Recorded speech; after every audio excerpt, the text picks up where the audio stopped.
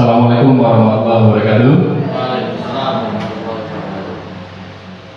Kegiatan diseminasi budaya positif calon guru penggerak angkatan 10 Kabupaten Kepulauan akan segera dimulai. Sebelum acara dimulai akan kami bacakan susunan acara pada kegiatan hari ini. Yang pertama adalah pembukaan, kemudian yang kedua adalah sambutan, yang ketiga adalah acara inti, yang kegiatan keempat adalah lain-lain, kemudian yang terakhir adalah kegiatan penutup. Untuk acara yang pertama adalah pembukaan. Mari kita sama-sama buka acara kegiatan pada hari ini dengan sama-sama membaca bacaan basmalah. Bismillahirrahmanirrahim. Kegiatan yang kedua adalah sambutan. Sambutan akan disampaikan oleh Bapak Kepala Sekolah kepada beliau Bapak Agus Nur Cahyo. Kami persilakan. Bapak.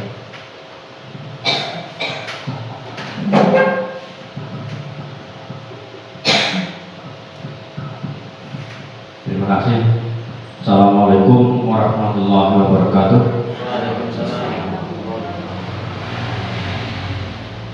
Bismillah, alhamdulillah, Bapak dan Ibu yang saya hormati. Yang pertama, marilah kita selalu senantiasa mengucapkan syukur kehadirat Allah Subhanahu wa Ta'ala yang telah memberikan rahmat taufik serta hidayahnya kepada kita sehingga kita dapat berkumpul di ruangan ini dalam rangka penyampaian diseminasi budaya positif dari CGP angkatan ke-10 yang di sini nanti akan disampaikan oleh Bapak Irfan Maulana SPD. Semoga dengan penyampaian diseminasi budaya positif ini nanti bisa menambah ilmu, bisa menambah wawasan kita sebagai guru, terutama nanti juga mengalir pada anak didik kita. Seperti apa diseminasi budaya positif nanti akan disampaikan oleh Bapak Irfan.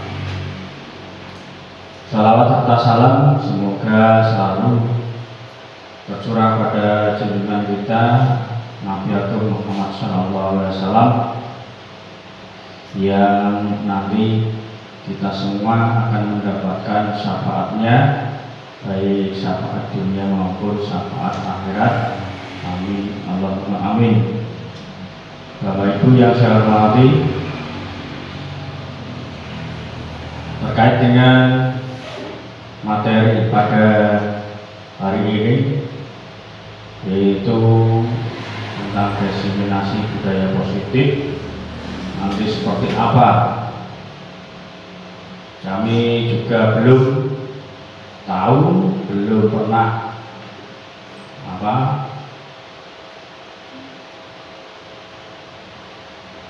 menimba ilmu dari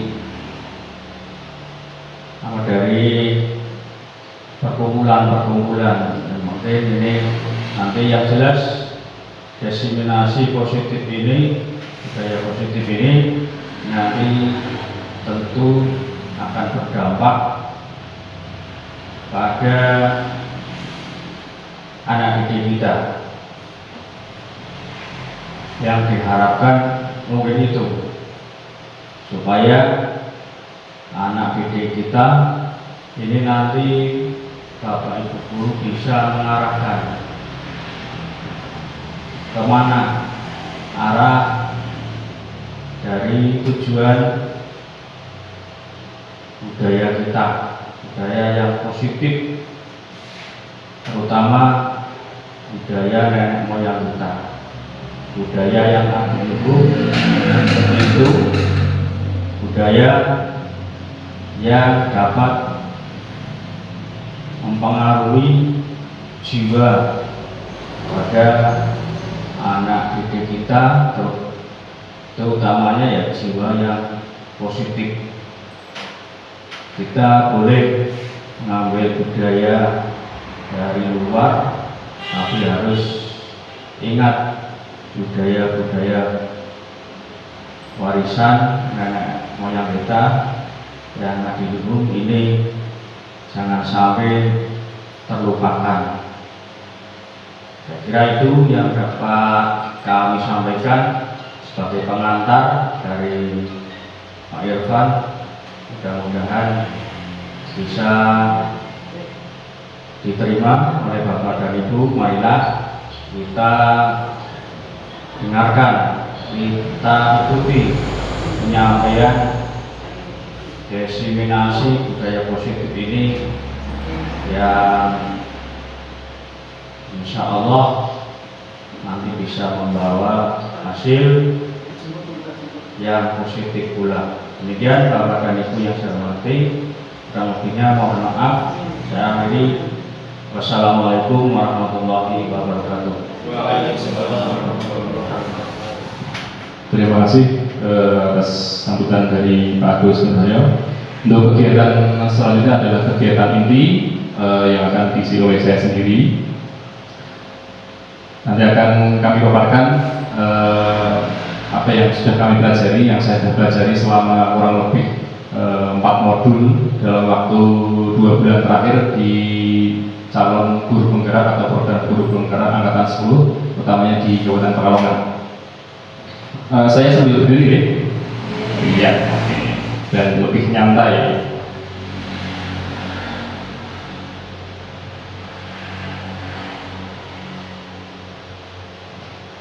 Oke, biasa nih kalau jam-jam segini adalah jam-jam ngantuk. Sebelum kita mulai breaking dulu nih. Jangan gegabah sama gambarnya.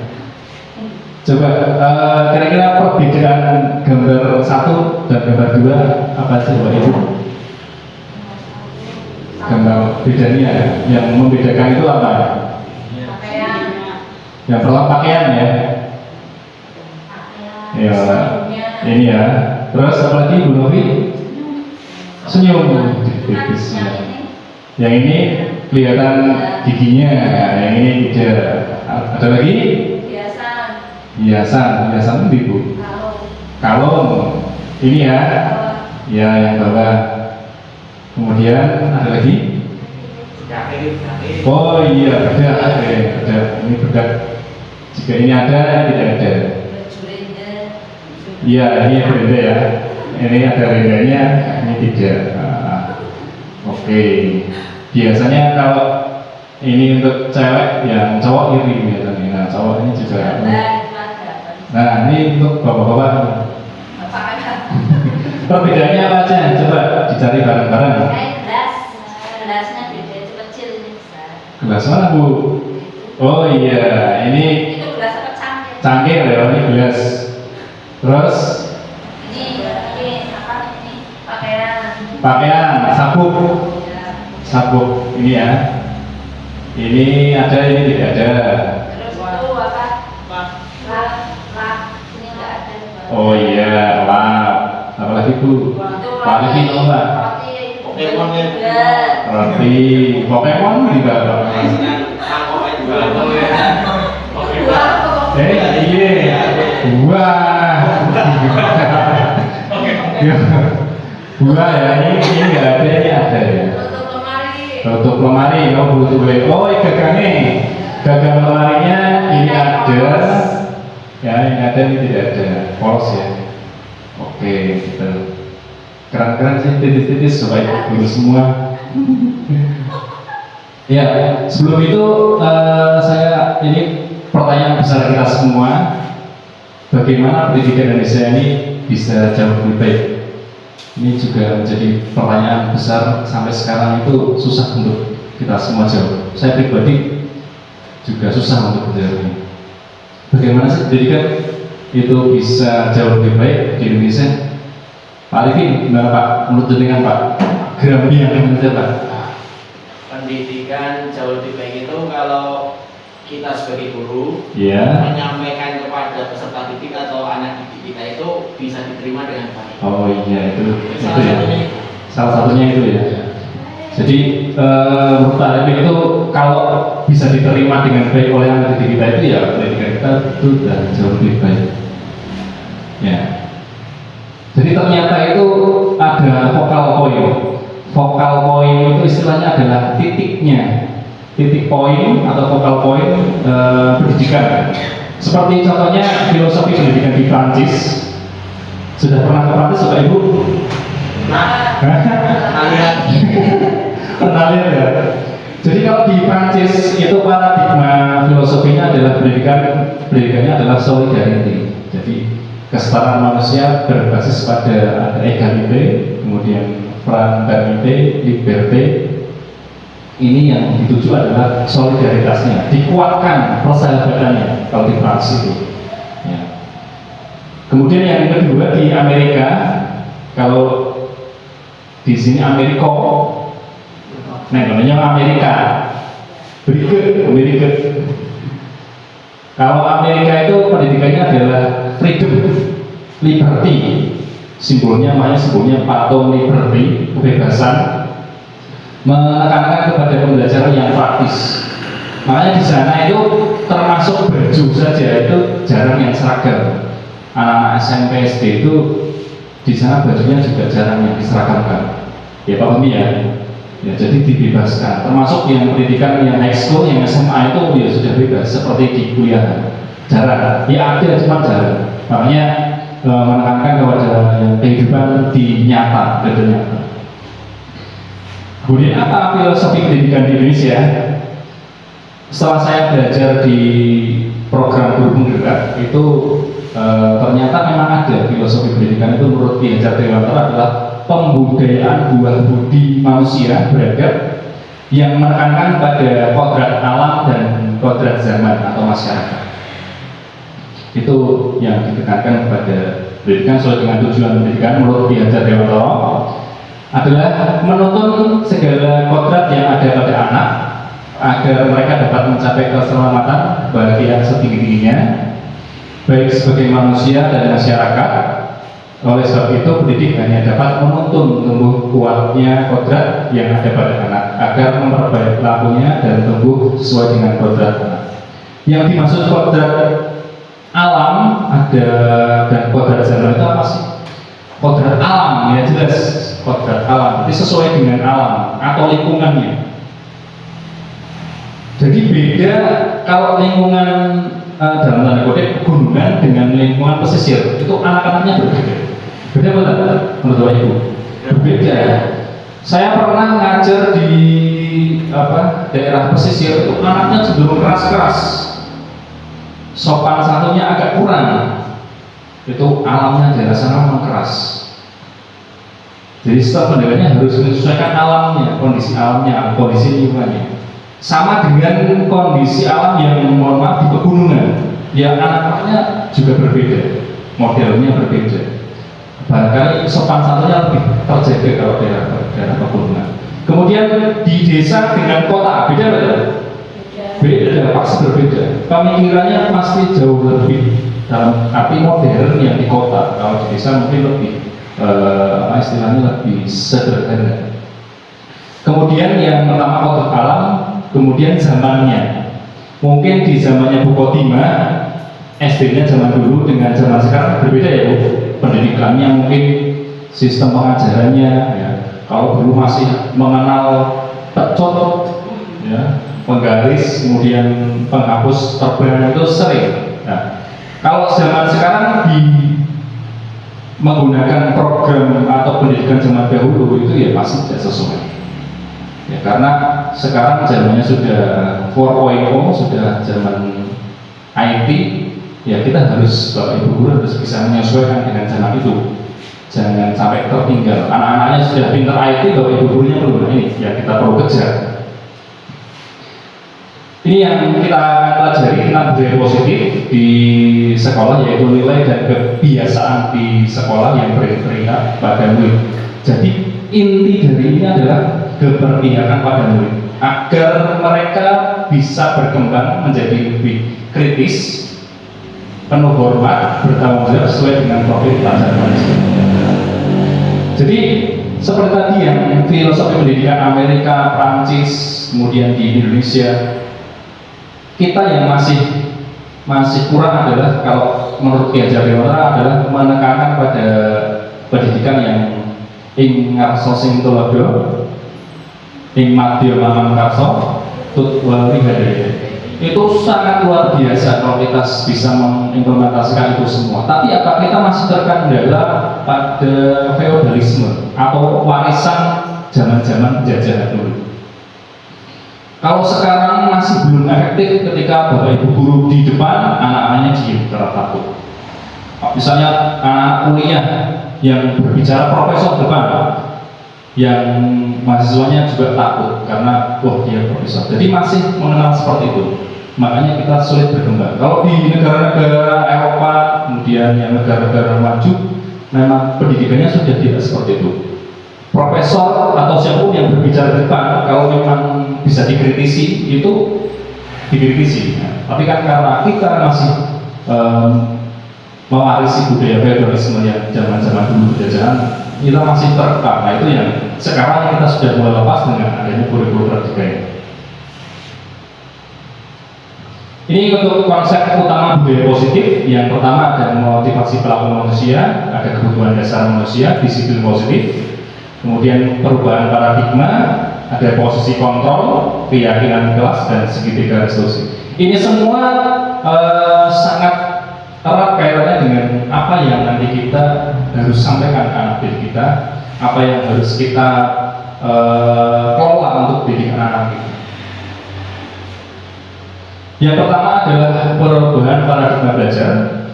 Dalam membangun budaya positif, sekolah dapat menyediakan lingkungan yang positif, aman, dan nyaman agar murid mampu berpikir, bertindak, dan mencipta dengan merdeka, mandiri, bertanggung jawab, disiplin, sangat berkaitan dengan kontrol terhadap murid.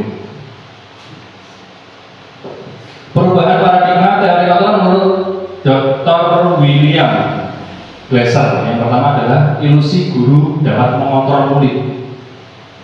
Apa sih maksudnya mengontrol murid itu? Jadi guru itu sepenuhnya bisa mengontrol. Kamu harus ini, kamu harus seperti ini, kamu harus, itu sebenarnya adalah hanya ilusi.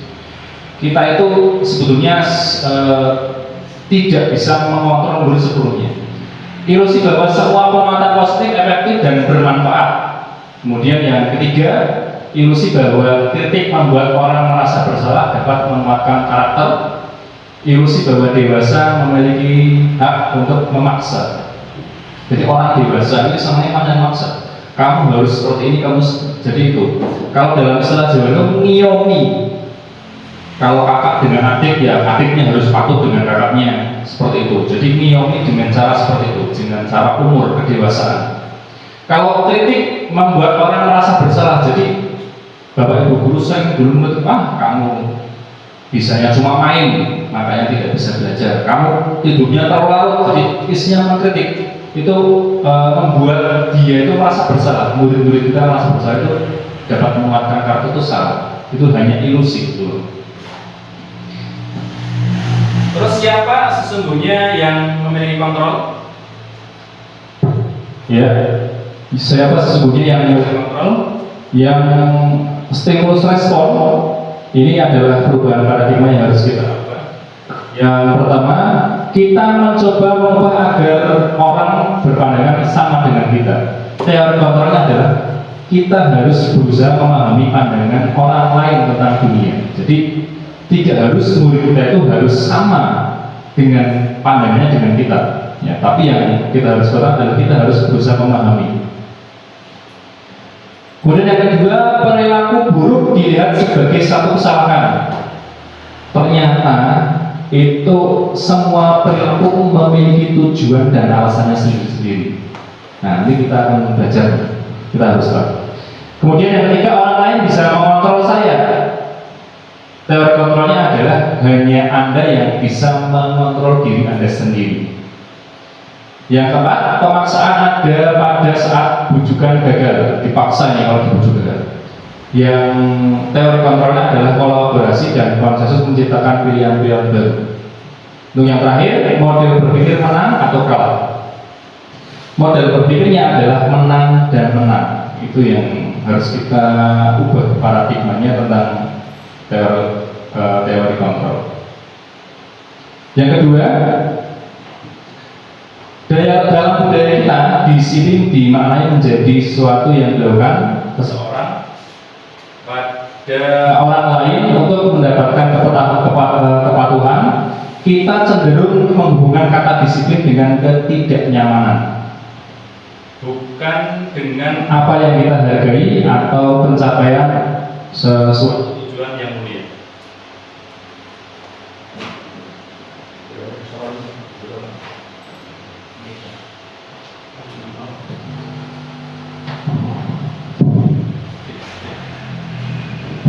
Ya.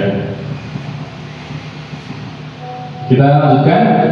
Untuk disiplin positif merupakan salah satu cara penerapan disiplin yang bertujuan untuk menumbuh kesadaran serta memberdayakan anak untuk melakukan sesuatu tanpa pamrih, ancaman maupun hukuman.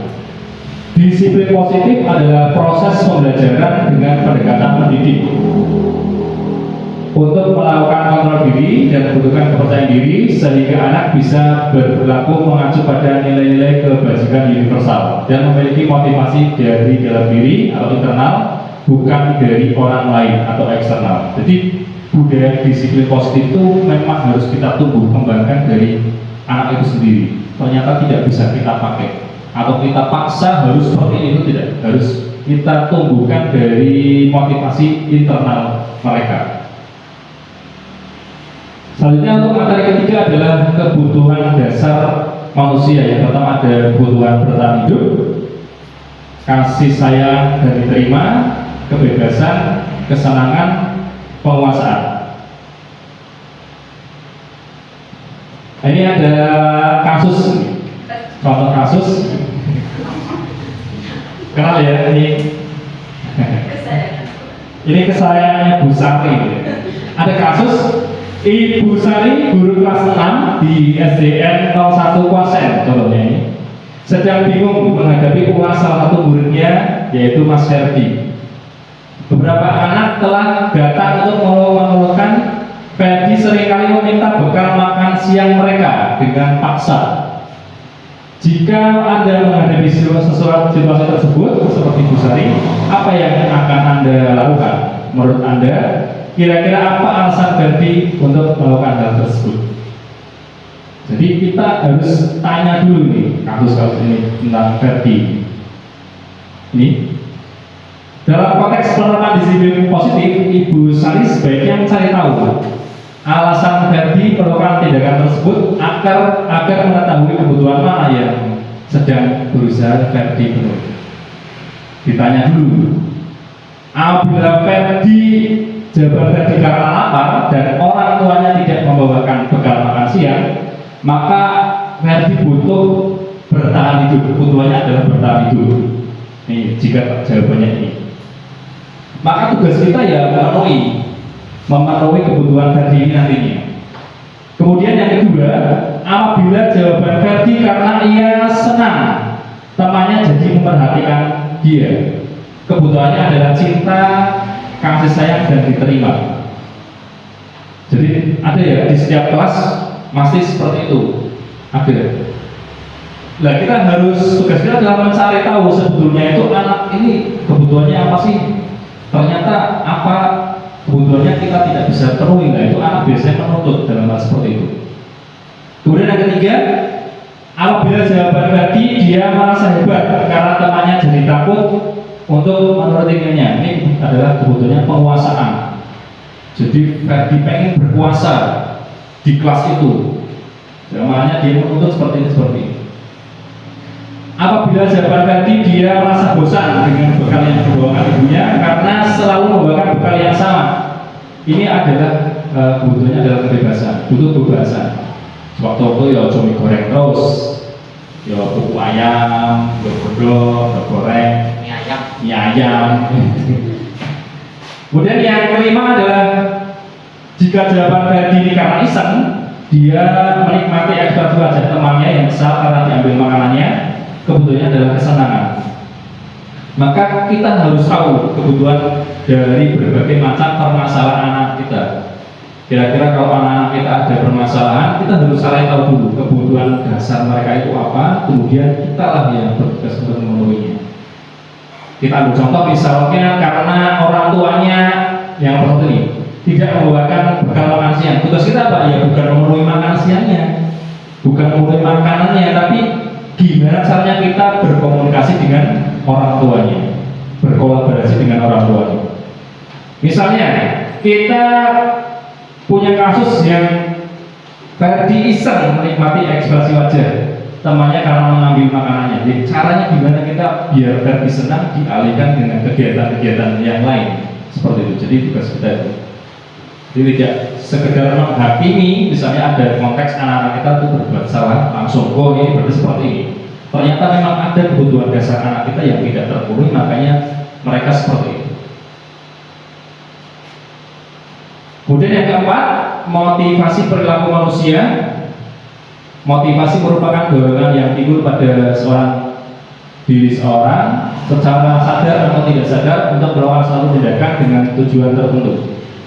Yang pertama adalah menghindari ketidaknyamanan atau hukuman. Murid melakukan disiplin karena takut dihukum. Takut dihukum, kata kuncinya. Ike berangkat gasik Ibu Novi. Jam itu terus, ternyata setelah tanya kamu kenapa biasanya terlambat kok berada di gasik?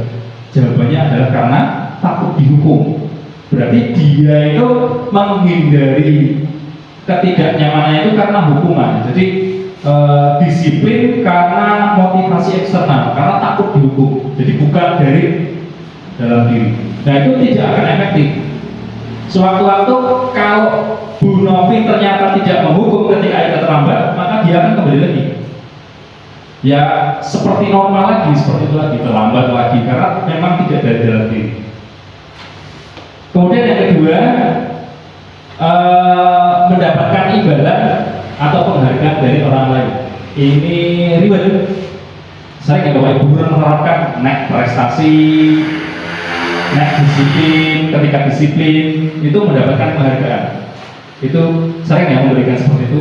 Nah, ketika tidak mendapatkan ada reward, dia tidak melakukannya, biasa-biasa saja. Jadi karena motivasi ekstra aja. Kemudian yang ketiga adalah menghargai nilai kebajikan sendiri. Murid melakukan disiplin karena sadar akan nilai kebaikan dirinya, motivasi internal, tujuan disiplin positif. Nah ini yang harus kita kejar. Jadi murni dari internal, dari diri sendiri. Nah gimana caranya nanti akan terjawab di slide-slide berikut. Baik, kita lanjutkan. Untuk berikutnya adalah konsep disiplin dengan identitas gegar. Yang pertama ada hukuman. Dalam hukuman itu ada identitas yang gagal. Yang pertama adalah ketidaknyamanan. Hukuman itu menyakitkan. Hukuman itu menjadi murid menjadi takut. Hukuman itu memaksa. Murid menyembunyikan kesalahan. Kemudian hukuman itu bisa menyebabkan murid menjadi rendah diri. Itu yang pertama hukuman. Kemudian yang kedua identitas gagal, penghargaan. Yang pertama tidak efektif, merusak hubungan, kemudian mematikan kreativitas, merampas hak menghargai dirinya. Kemudian yang terakhir adalah menimbulkan kesenjangan. Jadi penghargaan juga punya dampak yang negatif juga pada peserta didik. Terkadang peserta didik ketika dikumpulkan pada saat kegiatan kebiasaan kita pada saat pagi-pagi, kemudian ada penyerahan piagam atau piala atau reward dan sebagainya, itu bisa menimbulkan salah satunya kesenjangan. Yang lain bisa merasa itu jadi akma dan sebagainya, bukan malah menjadi motivasi, malah kadang itu bisa menurunkan semangat belajar mereka juga. Itu juga salah satu negatif dari penghargaan. Tapi positifnya juga memang ada dan kadang-kadang juga diperlukan penghargaan itu. Yang berikutnya,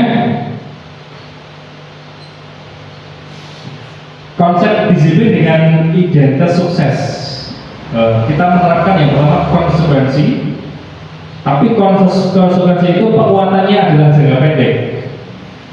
Kemudian murid menghargai disiplin, ada stimulus tanggapan, murid belajar mematuhi peraturan, kemudian kehilangan waktu untuk merefleksikan kesalahan. Kemudian untuk yang restitusi itu penguatannya jangka panjang untuk restitusi. Apa sih nanti restitusi kita akan bahas di set yang paling akhir nanti.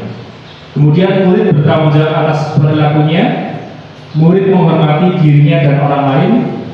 Kemudian yang terakhir adalah murid bersemangat memperbaiki kesalahannya. Konsep disiplin pendekatan restitusi secara keseluruhan, yang pertama sebuah cara menumbuhkan budaya positif pada murid, yaitu pengertian dari restitusi sendiri adalah proses menciptakan kondisi bagi murid untuk memperbaiki kesalahan mereka sehingga mereka dapat kembali kepada kelompok mereka dengan karakter yang lebih kuat. Ciri-ciri restitusi yang pertama bukan menebus kesalahan, namun belajar dari kesalahan, memperbaiki hubungan, tawaran bukan paksaan, restitusi menuntun untuk melihat ke dalam diri, restitusi mencari kebutuhan dasar yang mendasari tindakan, fokus pada karakter bukan tindakan, kemudian yang terakhir adalah fokus pada solusi. Itu ciri-ciri dari restitusi. Ini contoh kasus kita aplikasikan ke dalam hukuman konsekuensi restitusi. Bedanya apa sih bila ada murid datang terlambat seperti tadi yang sudah saya katakan pada kasusnya Malika contohnya. Yang pertama, hukuman guru memarahi murid sehingga murid takut. Guru menghukumi murid piket selama 1 minggu, itu hukuman. Jadi tidak ada kaitannya dengan keterlambatan.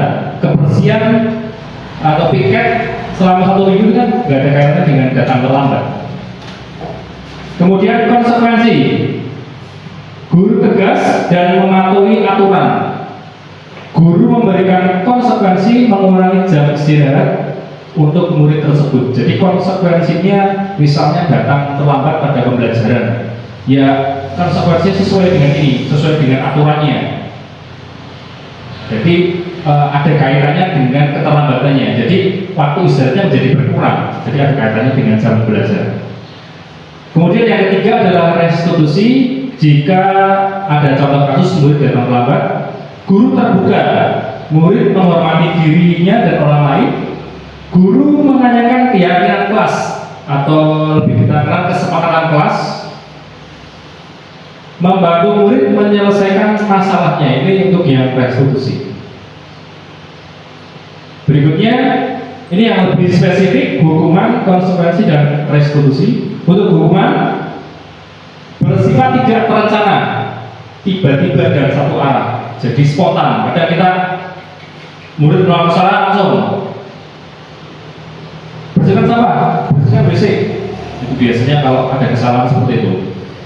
Misalnya pada saat jam pelajaran pergantian jam PJOK ke pelajaran biasa, tiba-tiba anaknya ternyata masih di luar, Bunda Wi marah, ini seketika baris, ya, berdiri ini yang hormat bendera. Itu biasanya spontan. Biasanya murid tersakiti oleh suatu perbuatan atau kata-kata. Jadi ada perbuatannya. Kadang hukuman juga ngejas, jadi kasih dia ngomongnya agak keras, kasar dan sebagainya. Itu jadi istilahnya membekas. Berlaku hanya pada sebuah institusi, tidak berlanjut pada kehidupan nyata. Jadi pada saat itu saja. Tetapi biasanya itu paling berkesan dan mengenang sampai sepanjang hayat. Kayak saya pernah SMP dulu merokok bareng-bareng konangan ya sama guru. Kemudian langsung dihukum tanpa aba-aba, tanpa sebagainya, langsung dibariskan, dibelikan rokok. layar, kemudian langsung menghisap empat batang rokok. Sampai sekarang saya masih ingat gurunya, ya, alhamdulillah masih hidup sehat. Saya doakan mudah-mudahan sehat selalu. Enggak benar, tapi benci, bener, ya, karena ternyata luar biasa. Ya, dihukum rokok 4 biji dan pakai helm. Nah, itu rasanya luar biasa. Saya habis itu sakit 2 hari. Selain dijemur, disuruh merokok, nah itu sampai sekarang membekas. Kalau lihat orangnya bapak pasang atau ketemu itu langsung iya, itu membekas, itu hukuman. Kemudian yang kedua, konsekuensi terencana oleh guru dan disetujui oleh murid ini berdasarkan dari kesepakatan atau keyakinan kelas. Konsekuensi itu, jadi harus disepakati. Seumpama kalau terlambat membersihkan kaca, itu kalau sudah bagian dari kesepakatan itu boleh, silakan membersihkan kaca setelah pulang sekolah, itu berarti terencana, sudah direncanakan.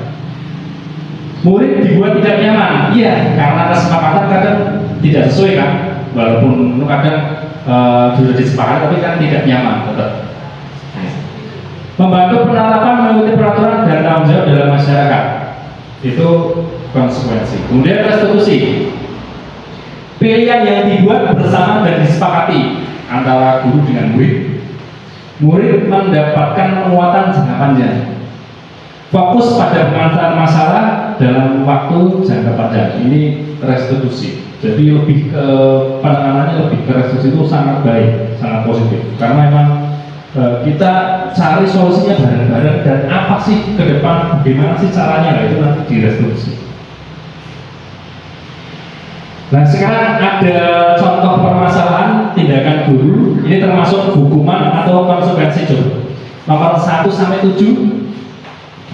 Coba diingat-ingat, dibaca jawabannya. Nomor 1 apa, nomor 2 apa, nomor 3 sampai nomor 7. Ya, dibaca dulu. Nomor 1 menurut Pak Fabi ya Bapak? Mencatat 100 kali. Termasuk hukuman atau konsekuensi itu menurut Pak Fahmi?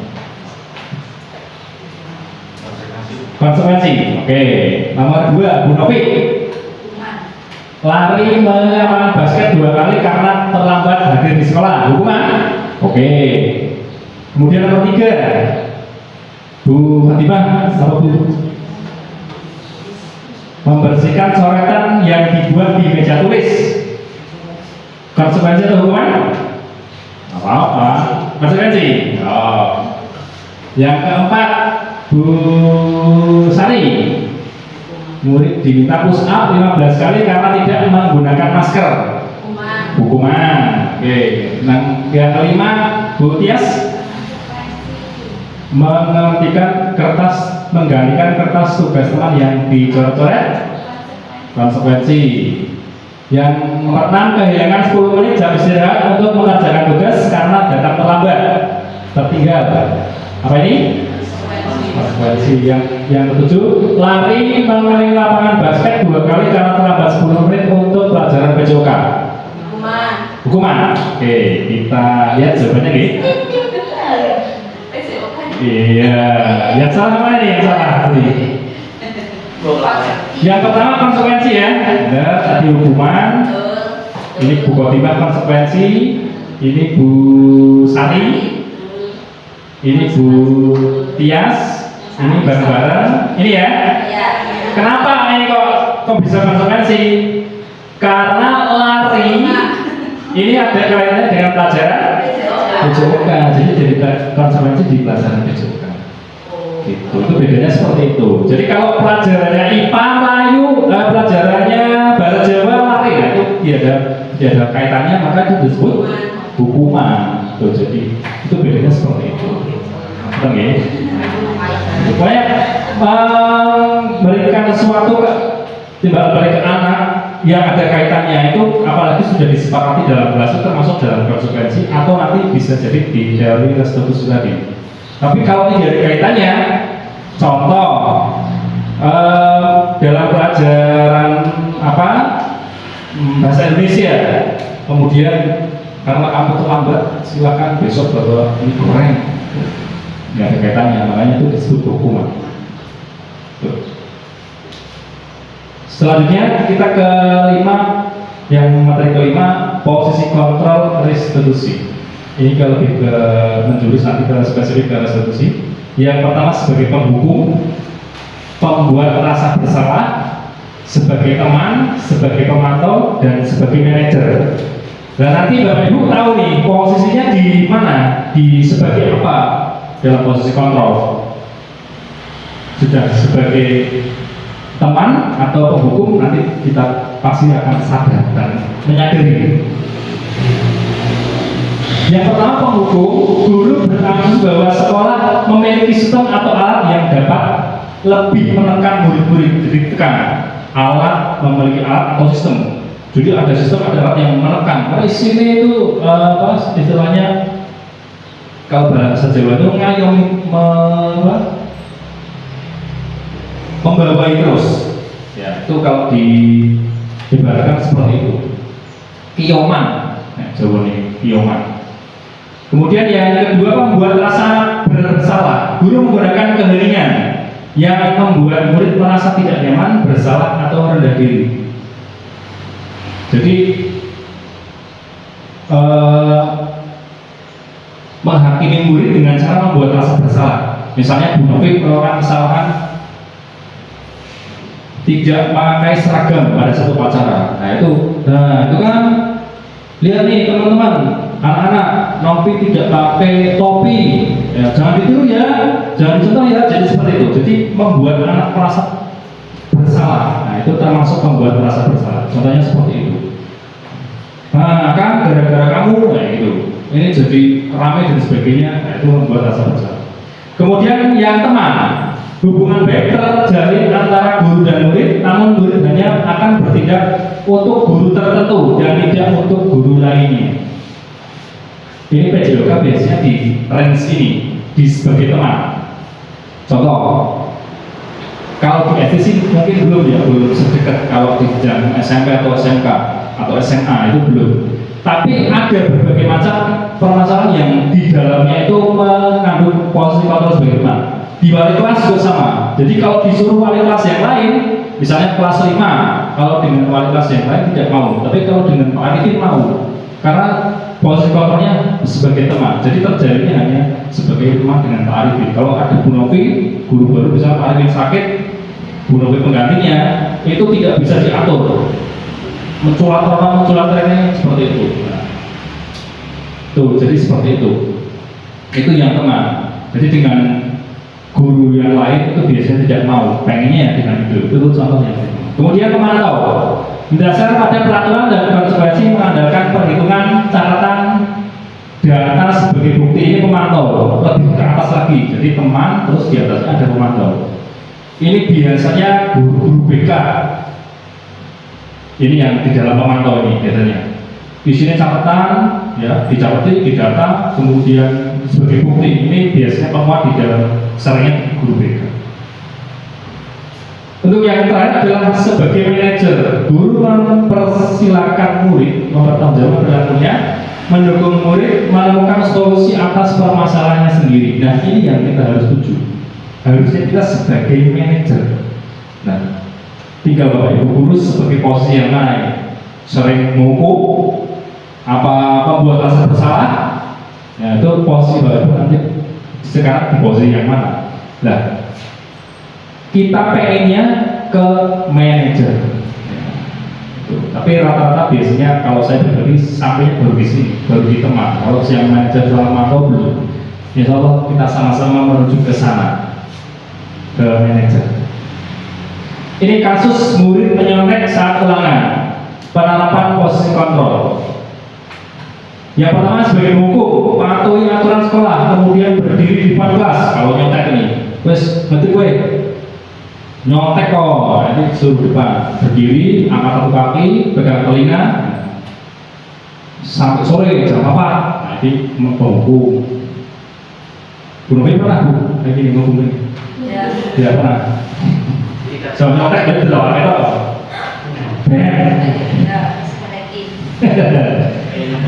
Ya. Kemudian membuat rasa bersalah. Berapa kali ibu harus mengingatkan kamu? Bu guru sangat kecewa. Misalnya kelas berapa nanti? Kelas 4 sopo sing Jawa mengotak terus. Bu guru kecewa dengan kamu, sakit hati. Nah ini membuat rasa bersalah. Gerentes. Kemudian sebagai teman lebih caring, care, ayolah yang jujur. Kali ini bu guru Novi maafkan, jangan diulangi lagi ya. Nah ini biasanya. Sebenarnya kok tak internet ya. Anteng sing anteng capat dulu. Kemudian yang keempat, pemantau. Apa peraturan yang sudah dilanggar? Apa konsekuensinya? Oh saya sudah nyampe bu, konsekuensinya apa?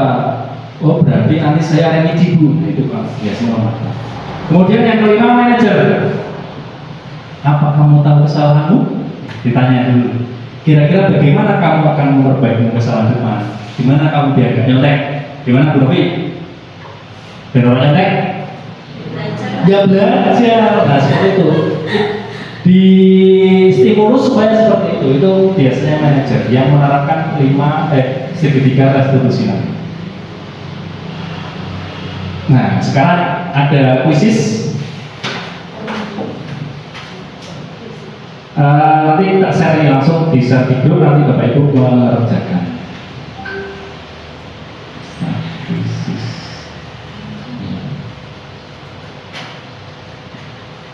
gak usah takut salah, selalu bayar dinilai lah.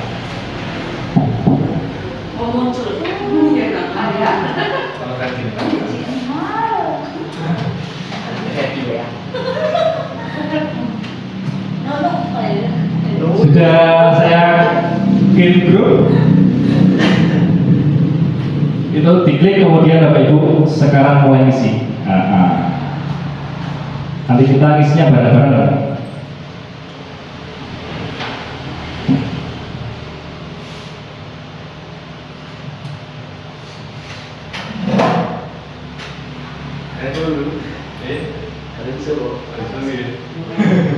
Ya, diberi nama, monggo silahkan, bebas, boleh anonim, boleh nama sendiri. Yang penting jangan nama istri orang.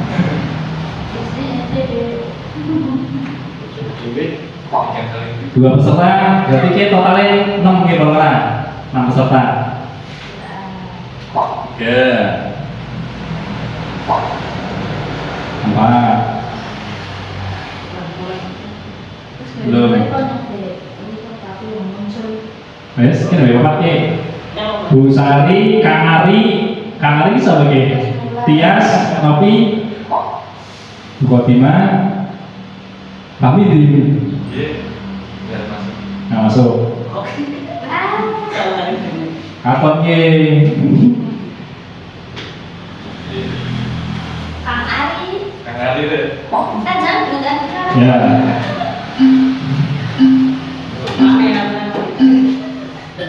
Ya, silakan dikerjakan.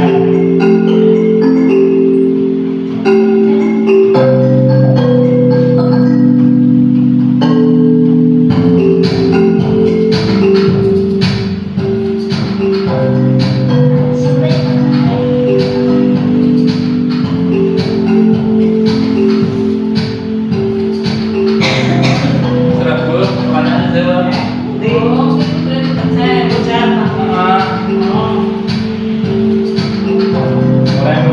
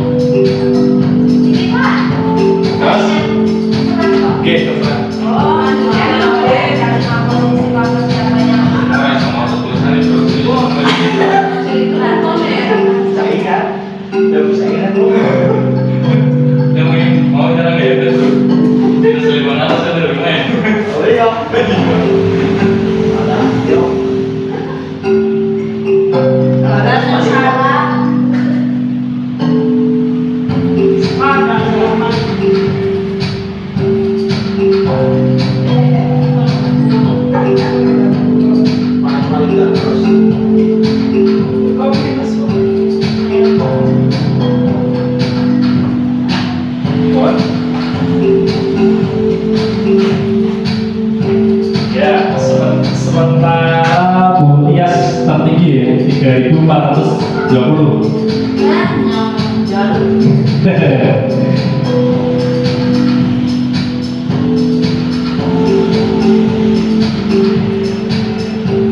Iya, terus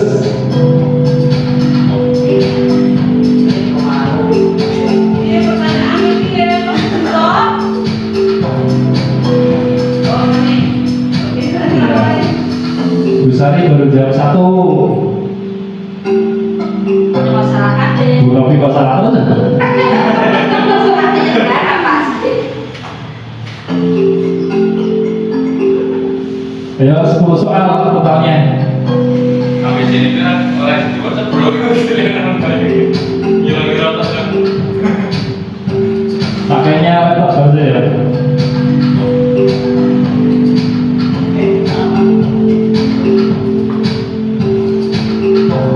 Mbak Tias betul 4, betul 6. Satu.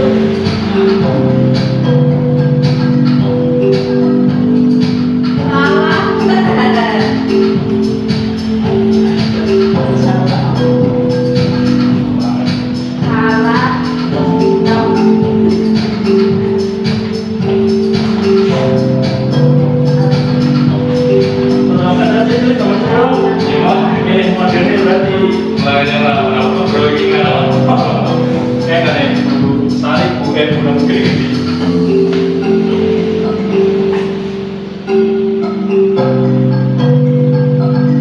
Salah kabeh. Bagusnya nomor berapa?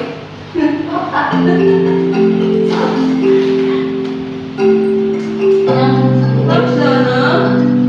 50%. Saya kata 5. Nyara masalah biasanya yang berat.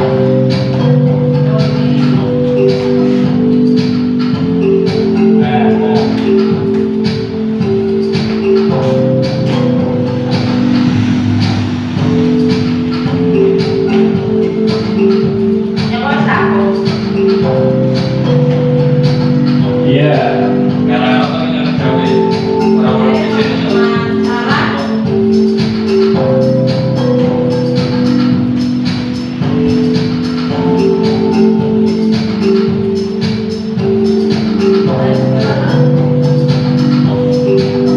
Jadinya kau yang mati sudah bisa. Berarti sudah selesai. Betul loro. Betul berapa? Bu Novi 2. Ya, nggak apa-apa. Bapak nih makan teman. Ya, Pak Fahmi, Bu Tias, betul 10. Pintar lah ya. Saya dapat ya.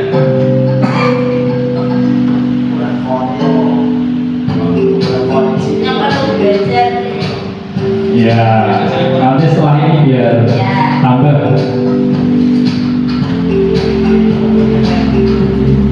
Astagfirullahaladzim. Oke, cukup ya. Kita cukup, kita lanjut materinya. Sudah luar biasa pemahamannya. Saya anggap sudah KKM.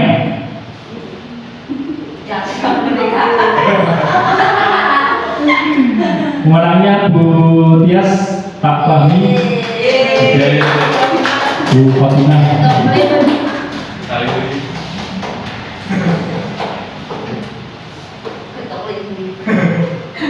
Kita lanjutkan ke materi berikutnya. Oke.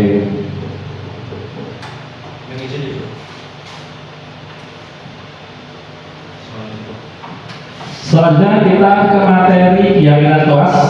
Ini di KKG yang terdahulu sudah pernah Bapak Ibu terima di materi KKG yang sudah saya pernah lihat juga. Jadi kita akan bahas sedikit saja. Yang pertama adalah keyakinan kelas, kesepakatan kelas yang dibuat berdasarkan nilai kebijakan universal bersifat abstrak yang lebih rinci dan konkret.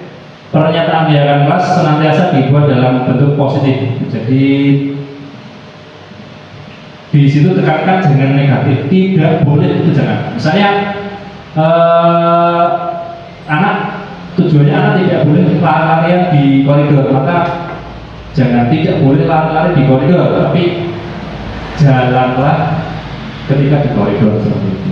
Tidak boleh buang sampah sembarangan, karena di situ pihak kelasnya buang sampah di tempatnya seperti itu. Jadi katanya jangan negatif, tapi positif. Jadi dengan menggunakan kata tidak, ya. Jadi lebih dipositifkan. Beberapa pihak dalam kelas masih ada yang menggunakan kalimat-kalimat negatif, nanti bisa diperbaiki untuk kesepakatan pihak dalam kelas. Ini sudah. Ini contoh-contoh kesepakatan kelas menjaga kebersihan, disiplin tempat dan waktu, saling menghormati. Jadi tidak ada kata-kata negatifnya, tapi lebih positif. Ini materi yang ketujuh, yaitu segitiga restitusi yang tadi sudah kita sedikit singgung. Kenapa disebut segitiga? Karena ada 3 sisi. Yang pertama, sebagai guru kita harus menstabilkan identitas. Kemudian yang kedua, validasi tindakan yang salah. Kemudian yang ketiga adalah menanyakan keyakinan atau kesepakatan kelas. Ini contoh kemarin saya sudah syuting dengan anak-anak, contoh penerapan segitiga restitusi yang sudah saya laksanakan dengan contoh kasus yang kemarin sudah saya skenario dengan kelas 2.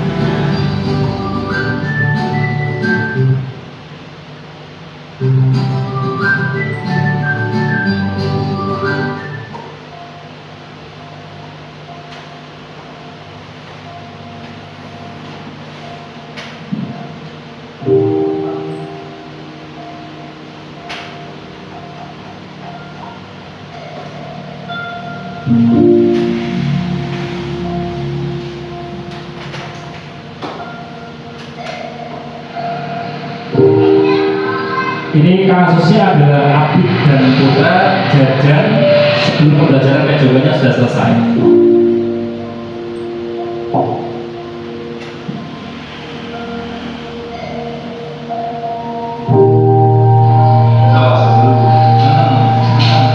Selamat pagi Mas Abid, Mas Putra. Sehat nggak hari ini? Masih semangat nggak hari ini? Ya, tanya. Kira-kira Mas Abid sama Mas Putra tahu nggak kenapa Pak tadi di sini? Hah? Nggak kesalahan. Salahnya apa sih? Oh, kenapa kalian dibawa ke sini?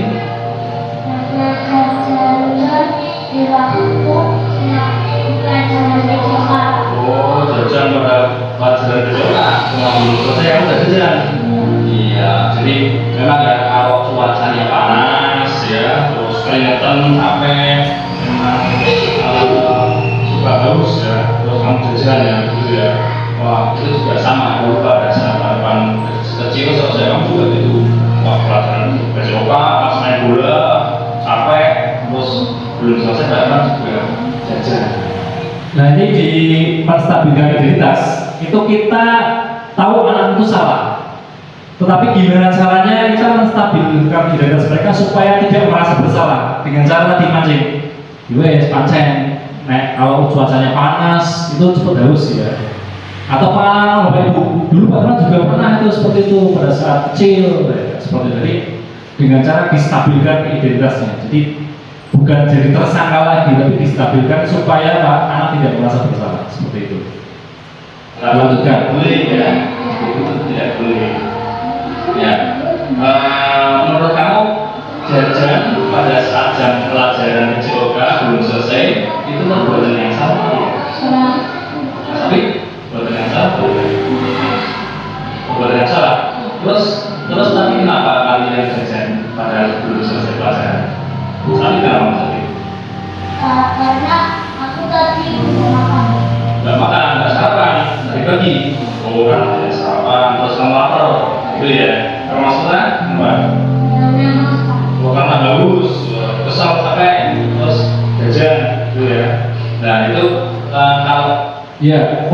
yang kedua, yang segitiga dua, sisi dua adalah memvalidasi kesalahannya, tindakan kesalahannya.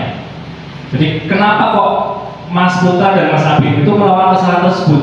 Ya kita cari tahu kenapa. Ternyata Jajan itu ada alasannya. Ternyata Abi itu tidak sarapan pas pagi-pagi. Nah, kalau Putra ternyata nggak bawa minum. Biasanya kan sampai juga saya suruh bawa minum, tapi Putra enggak. Makanya tidak bisa minum pakai botolnya sendiri. Dia harus jajan dulu.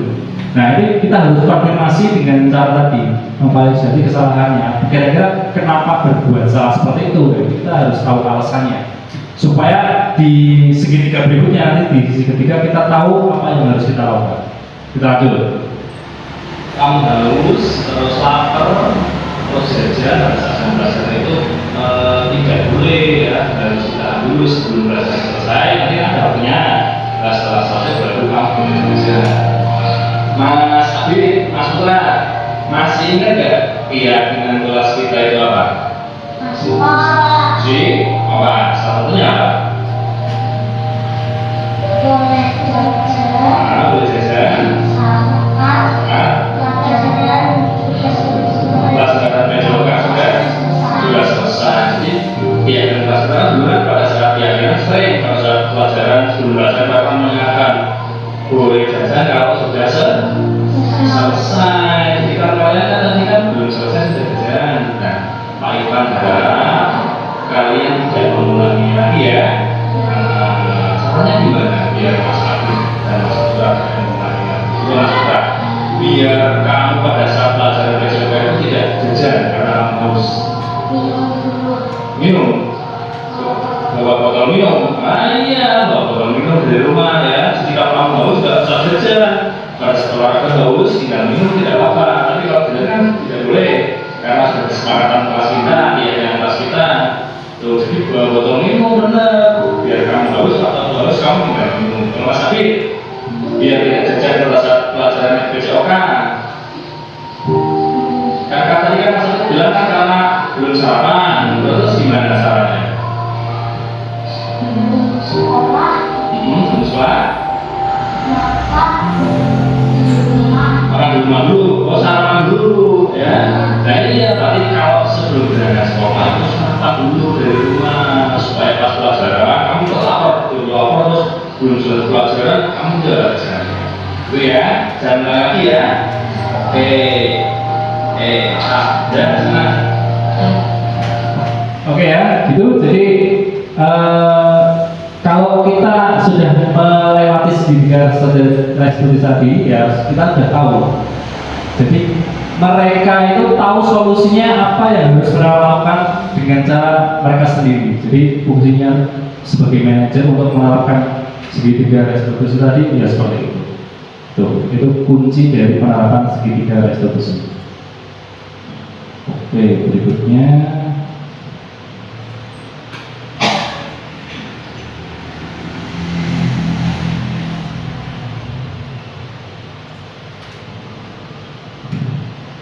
Kemudian yang terakhir, ini sudah menginjak detik akhir.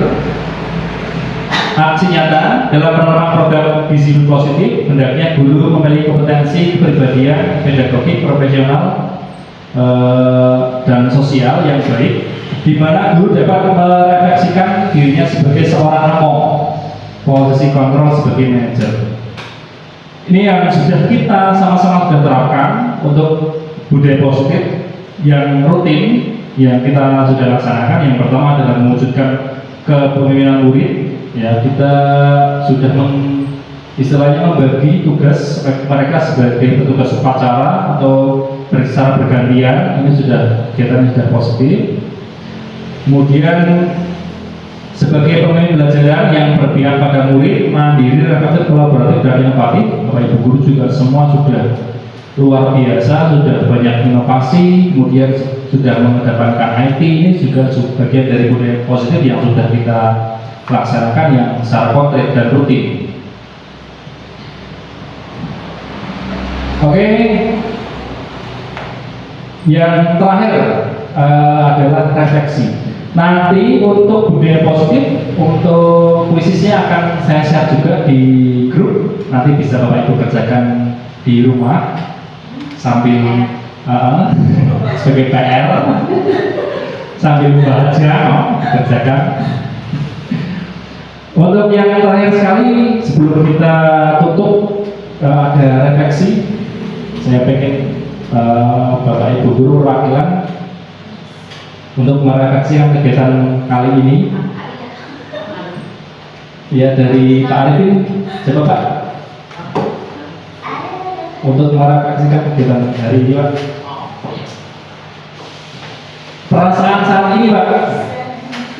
Perasaan saat ini saya sudah paham apa yang telah disampaikan oleh Pak Irfan tentang restitusi. Ya, tentang restitusi. Kemudian setelah mengikuti materi hari ini diseminasi, saya jadi paham tentang apa Pak Arifin? Tentang yang sebelumnya belum tahu, tapi setelah materi ini jadi lebih paham tentang mengenai apa tadi? Yang saya tangkap itu tentang diri sendiri, tentang guru, yaitu apakah itu sebagai penghukum, sebagai pemantau, manajer, atau teman, dan yang satunya saya lupa. Ya, pemantau. Ya, pemantau sudah saya katakan tadi. Ya. Kemudian harapan saya ingin menjadi seorang yang paling tinggi sebagai manajer, sehingga apa yang anak-anak saya itu banyak seperti kejadian seperti tadi hari ada yang terlambat, terus kalau kejadian tidak mungkin karena di kelas saya jauh dengan kantin ya. Yang sering dilakukan itu di kelas saya itu anak itu ada yang tidur Pak. Ada yang tidur. Iya. Nah, ini coba nanti Pak Arifin terapkan segitiga restitusi ke anak yang sering tidur. Dicari kesalahannya, piagam kelasnya, kemudian divalidasi kesalahannya, kenapa kok bisa tidur pada saat jam pelajaran, nah itu. Nah kemudian anak di stimulus supaya mencari solusinya sendiri seperti itu. Itu. Ya, itu materi yang dapat saya sampaikan mengenai budaya positif yang ada di sekolah kita dan apa yang sudah saya pelajari dalam program guru penggerak di angkatan 10. Ya, itu tadi. Terima kasih Pak Arifin atas refleksinya. Mudah-mudahan apa yang sudah saya sampaikan bisa bermanfaat untuk kita semua, untuk Bapak Ibu guru semua yang ke depan tentunya supaya kita lebih tahu apa kebutuhan murid kita, kemudian tahu apa yang mereka butuhkan dan tahu bagaimana kita bersikap dan bertindak sebagai guru, tentunya sesuai tadi Pak Arifin sebagai manajer yang menerapkan segitiga restitusi. Itu yang dapat saya sampaikan. Saya mohon maaf yang sebesar-besarnya sudah menyita waktu Bapak Ibu semua. Kemudian saya ucapkan terima kasih sudah menyempatkan waktu dan ikut bergabung dengan saya untuk menerima diseminasi budaya positif. Itu dari saya ini. Assalamualaikum warahmatullahi wabarakatuh. Untuk kegiatan pada siang hari ini, mari sama-sama kita tutup dengan bacaan hamdalah. Alhamdulillah. Terima kasih. Sugeng mundur, hati-hati di jalan, dan sampai jumpa pada pertemuan berikutnya dan diseminasi berikutnya.